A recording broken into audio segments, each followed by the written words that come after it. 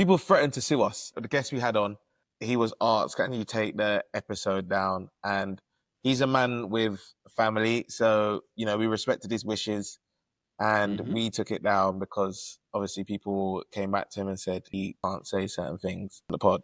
Which we respect, but this is our pod, so we're going to talk how we want to talk. And we're not going to talk for him, but we're going to talk what involved us. So he's called Jacob. And Jacob, how did your conversation go with him?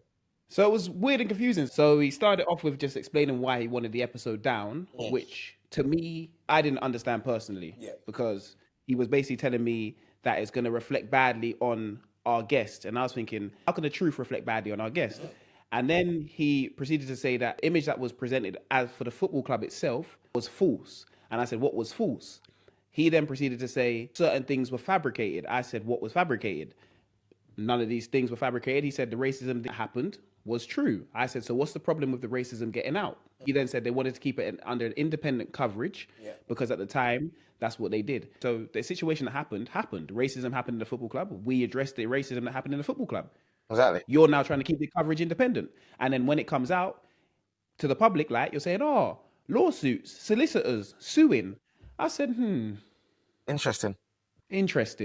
He then proceeded to say that the player at the time, obviously unnamed because we're keeping him unnamed, has said that he felt like he was a minority in the changing room. And I sat there and said, so the white player that was in the changing room felt like he was a minority when black players have been going through this Forever our whole career. Yeah. Forever.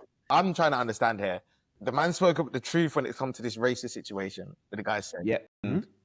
You are protecting him.